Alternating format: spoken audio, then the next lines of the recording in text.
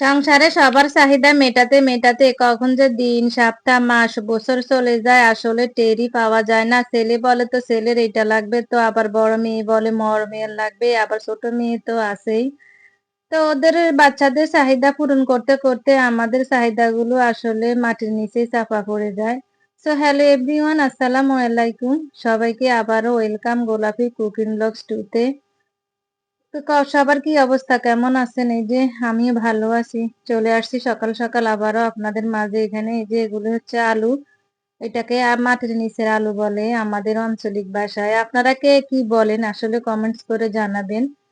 ভিডিওটি কন্টিনিউ করতে থাকেন, ভালো লাগতেই পারে। যাদের ভালো লাগবে তারা লাইক কমেন্ট শেয়ার করবেন, আর যদি মনে চায় তাহলে আমার চ্যানেলটিকে সাবস্ক্রাইব করে দিবেন যেন নিত্য নতুন ভিডিও আপনাদের কাছে পৌঁছায়। তো এই তো দেখেন আলুগুলো ধোয়া শেষ হয়ে গেছে। এখন এই যে মাছটাও আমি আগেই ধুয়ে রেখে পানি ঝরিয়ে রেখেছি। এখন একটু হলুদ মরিচ আর এই আপনার লবণ দিয়ে মেখে রেখে দিব। আর আলুগুলা আমি কাটার আগে ধুয়ে নিয়েছি, কারণ আলুগুলার গায়ের মধ্যে অনেক মাটি ছিল। যদি কাটার আগে না ধুই তাহলে কাটার পর আলু গায়ের মধ্যে মাটিগুলা লেগে যাবে, পরিষ্কার করতে পরে কষ্ট হবে। তাই আমি আলুগুলা ধুয়ে রেখে দিয়েছি। এদিকে আমার খালাটাও চলে আসছে, তো চিন্তা করলাম যে খালাটা তো আসলে আমি আর আলু কাটবো না, মাছগুলোর মধ্যে হলুদ লবণ মেখে রাখি, আলুটা খালায় কেটে দিব। তো খালাকে বললাম, খালা আলু কাটতেছে। খালা নাকি আলু কখনোই কাটে নাই, দেখেন কিভাবে কাটে, একদম পাতলা করে ফেলছে। পরে আমি বলে দেওয়ার পর পরের গুলা ঠিকভাবে কাটছে, এই যে দেখেন। তো ওইটা কেটে নিয়ে নিয়েছে, এখন আরেকটা কাটতেছে। আসলে এই আলু চাম্মা একটু মোটা করে ফেলতে হয়, তার এর মধ্যে কালো কালো ফোটা ফোটা অনেক ময়লায় থাকে, সিফা সাফাতে ময়লা থাকে। এগুলো আসলে ভালো করে ক্লিন করতে হয়। এই আলুটা আমার খুব পছন্দের, আপনাদের ভাইয়ারও খুব পছন্দের। তো আজকে সকালবেলা সে বাজারে গেছে, দিয়েছে আলুটা দেখছে তাই নিয়ে আসলো। আসলে এখন শীতকাল, এখন এই আলু পাওয়া যাবে, এখন এই আলুর সিজনে শীতকালে এই আলুটা পাওয়া যায়, খেতেও অনেক মজা। আর পিস গুলো একটু বড় বড় করে নিতে হয়। তো খালা এই তো কেটে দিতেছে, সবগুলো কাটা হয়ে গেছে। এখন মানে আর কিছু আছে, এগুলা কাটবে। ফিসলা ফিসলা খালা ধরতে পারে না, বলে যে হাত থেকে ফিসলা খেয়ে পড়ে যায়।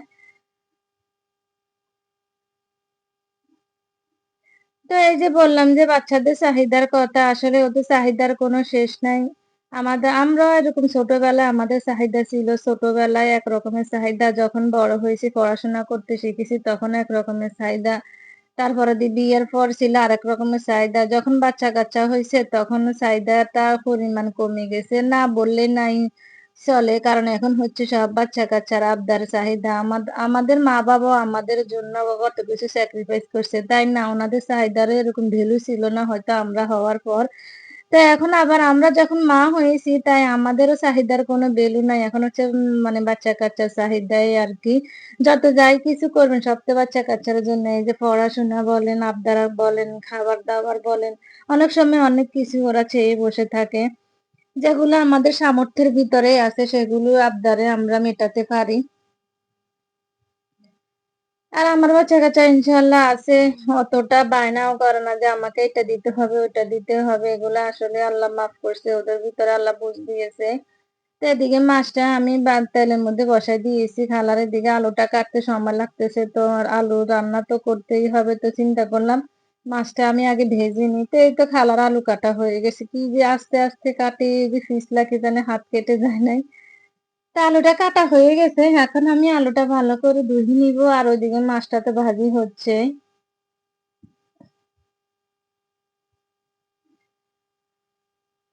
এই তো আমি আলুটা ধুয়ে নিব। এত আস্তে তো হয় না, ক্যামেরা কেন জানি স্লো হচ্ছে, বুঝতেছি না। পরে ঠিক হবে কিনা জানি না। আসলে জানাবেন আমাকে ক্যামেরা কি ঠিক হয়েছে কিনা, এত স্লো ভাবে তো আর কাজ করা যায় না। তো এই যে আলুগুলো এখন আমি একটু একটু করে ধুয়ে নিব।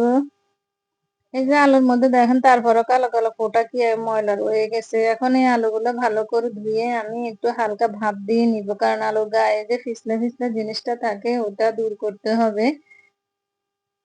বেশি না, অল্প একটু ভাপ দিলে হয়ে যায়।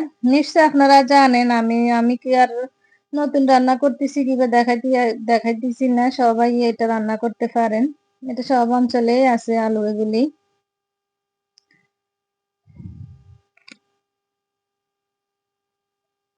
তো এই তো আলু দেওয়া শেষ হয়ে গেছে, এদিকে মাছের এই পাশটাও আমার হয়ে গেল। মাছগুলো আমি উল্টিয়ে দিব একটু।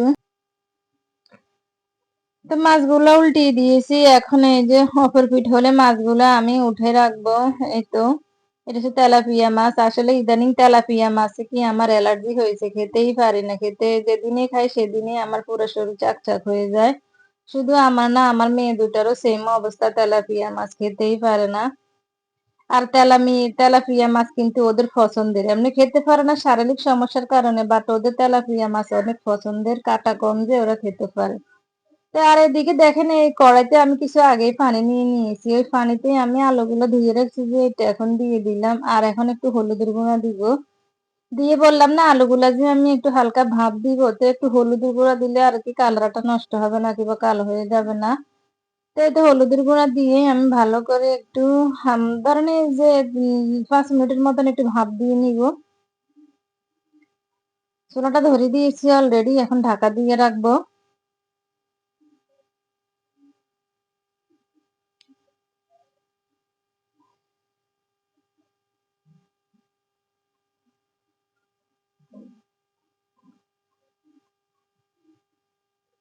তো আর কি, এই যে মাছগুলো এপিঠো হয়ে গেছে, এখন আমি উঠাই নিব মাছগুলো উঠাইয়া আমি আরো আছে ওইগুলা দিয়ে দিব।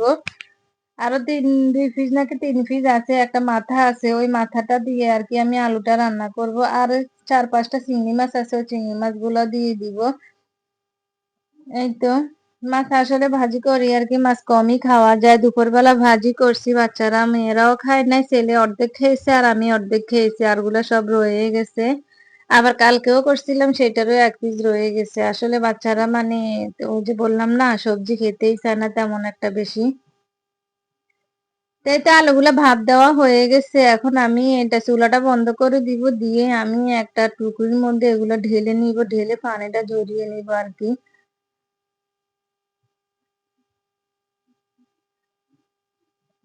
এই তো এখানে বেসিং এর মধ্যে ঢেলে পানিগুলো সেকে নিব। আর এই কড়াইতে ভাবছিলাম রান্না করব, কিন্তু এই কড়াইতে দেখেছি যে সিদ্ধ করার পরে আর জায়গা নেই, তাহলে রান্না করলে তো মশলা আরো বাড়বে। তাই এই কড়াইতে আর রান্না করা যাবে না, আমাকে আর একটা কড়াই নিতে হবে। আর এদিকে মাছগুলো আমার ফ্রাই হয়ে গেছে, এখন উঠে নিব। এই মাছের তেলটা দিয়ে আমি আলু রান্না করব। মাছ যখন ভুনা করব তখন আমি আবার নতুন একটা তেল দিব। এটা দিয়ে যদি আলু রান্না করে তাহলে আলুটা হয়তো আরো বেশি মজা হবে। তো এই তো আমি যে কড়াইটা আনলাম, বসাই দিয়েছি, তেল দিলাম, তার মধ্যে পেঁয়াজ, টমেটো আর এখন কাঁচামরিচ দিব। দিয়ে আমি নেড়ে চেড়ে একটু পেঁয়াজ আর টমেটো গুলো নরম হওয়ার জন্য অপেক্ষা করব।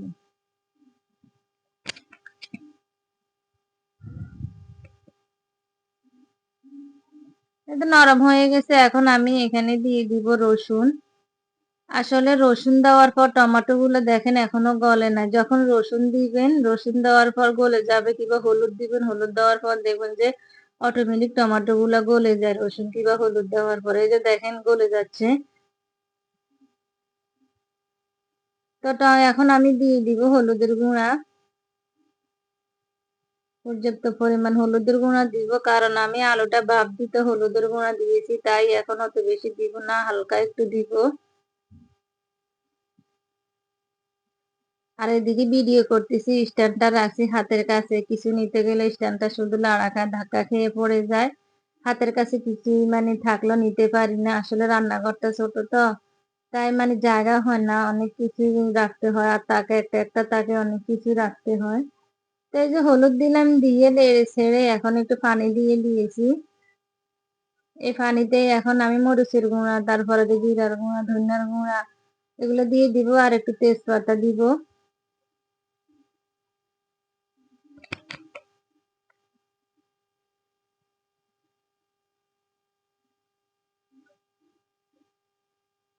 দিয়ে দিলাম মরিচের গুঁড়া, দিলাম জিরার গুঁড়া, দিলাম ধনিয়ার গুঁড়া,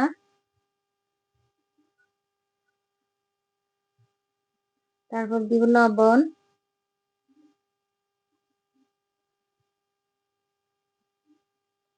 এই লবণ দেওয়ার পরও আমি যখন রান্নার পর লবণ চেখে দেখেছি, তখনও মানে লবণে কম হয়েছে, আমার লবণ পরে আরো দিতে হয়েছে। আসলে লবণ যে জিনিসই কম হবে দেখবেন যে জিনিসটা সিদ্ধ হয় না, আর মানে ঝোলটা পাঞ্চা পাঞ্চা থাকে। যখন আপনার লবণ পারফেক্ট ভাবে হবে দেখবেন যে ঝোলটাও ঘন হয়ে যাবে। তারপরে দিয়ে আপনার সবজিটা সিদ্ধ হয়ে যাবে তাড়াতাড়ি। তো এই যে দিয়ে দিলাম তেজপাতা, দিয়ে নেড়ে চেড়ে আরেকটু পানি এড করব। করে আমি মসলাটা ভালো করে একটু কষিয়ে নিব। আর এই আলুটা সিদ্ধ হতে বেশি সময় লাগে না, এমনিতে ভাপ দিয়েছি, ভাপে হয়ে গেছে। আর এখানে রান্না করতে আমার বেশিক্ষণ সময় লাগবে না। তো এই তো দেখেন আমার এই যে লাড়তেই আছি, এখন আমি মানে পানি দিয়ে আর একটু কষিয়ে নিব। একটু দিয়ে দিলাম পানি। আর আমি এখানেও যে বললাম না 4-5টা চিংড়ি মাছ আছে, চিংড়ি মাছগুলা দিয়ে দিয়েছি। নিশ্চয়ই খেয়াল করছেন আপনারা। আমি প্রথমেই বলতে ভুলে গিয়েছি, কারণ আমি যে দিয়েছি আমি খেয়াল করি নাই। তো এই তো আমার ঝোলটা কষানো হয়ে গেছে, এখন আমি এতে ওই যে আগে থেকে ভাপ দিয়ে রাখা আলুটা দিয়ে দিব। এই তো এই আলুটা দিলে আর বেশিক্ষণ রান্না করতে সময় লাগবে না, শুধু এই ঝোলটার মধ্যে একটু কষাতেই সময় লাগবে। একটু কষিয়ে নিলে ভালো হয়, তাহলে আলুর ভিতরে ধরেন মশলাটা ঢুকে। এই আলু আমি যখন ছোট ছিলাম তখন আমার দাদি দেখতাম যে এই আলু যখন এরকম ভাপ দিয়ে উঠাতো, তখন এই ভাপ দেওয়া আলু আমার দাদি বসে বসে খেত, মানে রান্না করার আগেই। প্রায় সবজি আছে দেখবেন যে কাঁচা খাওয়া যায়, লাউ, কুমড়া, গাজর, মূলা সালাদ করেও কিন্তু অনেকেই খায়। আর এগুলো আমার দাদি খেত। আমরা যখন ছোট ছিলাম আমার মনে আছে, সবজিগুলা কাটতে বসলে আমার দাদি ধুয়ে হয়তো কুমড়া, লাউ এগুলা খেত, মূলা খেত, গাজর, কিন্তু গাজর গ্রাম অঞ্চলে তখন তেমন একটা কেউ কিনতো না। কিন্তু লাউরে আমরা আবার কুচি কুচি করে আচার দিয়ে বানাই খেতাম। তারপরে মূলারে সালাদ করে খেত, পেঁপেও খেত কাঁচা উনি। তারপরে পেঁপে তো আমরা বানিয়েও খাই। তো এই যে দেখেন আলুটা আমার কষানো হয়ে গেছে, এখন আমি পর্যাপ্ত পরিমাণে এখানে পানি দিয়ে দিব। আর পানির পরিমাণ একটু বেশি লাগবে, কারণ এই আলু পানি অনেক টানে। রান্নার পর দেখবেন যে আপনি ঝোল রেখে নামালেও ঝোলটা অনেক কমে যায়। এটা যে কোনো আলু, এটা বলেন আর গোল আলু যেটা আছে সেটা বলেন, আলু টাইপের যে কোনো জিনিসে কিন্তু পানি বেশি শুষে নেয়।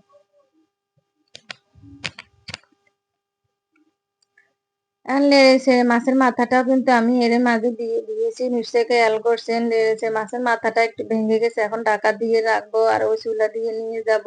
আর এই চুলায় আমি মাছটা ভাজি বসাই দিয়েছি, পেঁয়াজ দিয়ে দিলাম, টমেটো দিয়েছি আর একটু রসুন দিয়েছি। দিয়ে লেড়ে ছেড়ে মানে আমি এখন হলুদ আর মরিচের গুঁড়া দিয়ে দিব, জিরার গুঁড়া, ধনিয়ার গুঁড়া দিয়ে লেড়ে ছেড়ে দিব। আর আমার কাছে একটা মাছের মশলা আছে, আমি কিছুদিন আগে একটা মাছ রান্না করার জন্য মশলার প্যাকেট আনাইছি রাঁধুনিরই। তো এখন আমি কোটাতে ঢুকে রেখেছি, এই যে দেখেন এই যে মশলাটা, এখন আমি এখান থেকে অল্প একটু দিয়ে দিব। আমি আসলে হলুদটা যদি না দিতাম তাহলে ভালো হতো, কারণ এখানে হলুদ আছে। তো এই তো দিয়ে দিলাম, তাও অল্প একটু দিয়েছি। দিয়ে লেড়ে ছেড়ে আমি একটু একটু পানি দিয়ে এই মশলাটা কষিয়ে নিব। পানি বেশি দিব না, অল্প একটু পানি দিব ছিটিয়ে ছিটিয়ে আর কি। তো এটা এখন আমি লেড়ে ছেড়ে কষাই নিব ভালো করে। ঝোল বেশি রাখবো না, এটা ভুনা ভুনা শুকনো শুকনো করবো, যেহেতু আলুর মধ্যে ঝোল আছে। তো এটাতে আর ঝোল রাখবো না।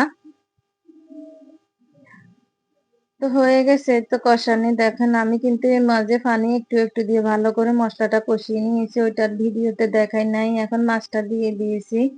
এই মাছটার মধ্যে আমি এখন হালকা একটু পানি দিয়ে তারপর মানে পুরোটা রান্না করে নিব, যেহেতু মশলাটা মাছের গায়ে লাগতে হবে আর মশলার গন্ধটাও যেতে হবে।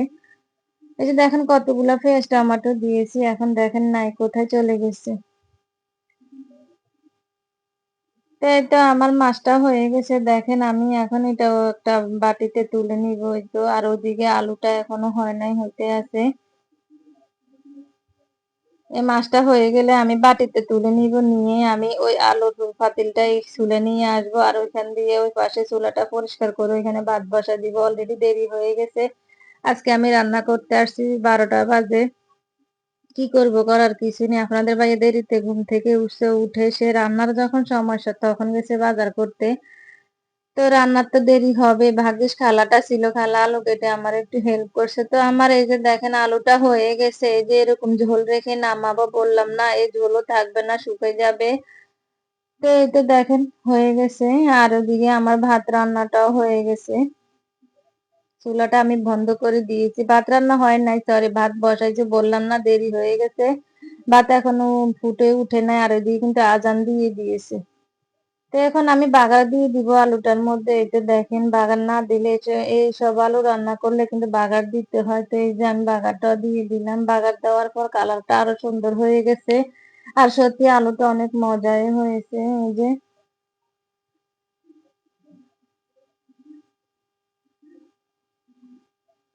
আর কি রান্না বান্না আমার শেষ হয়ে গেল। এরই মাঝে আমি বাচ্চাদেরকে গোসল করাইছি। আমার ছোট মেয়েকে স্কুল থেকে আনছি, নিজে গোসল করলাম, নামাজ পড়লাম।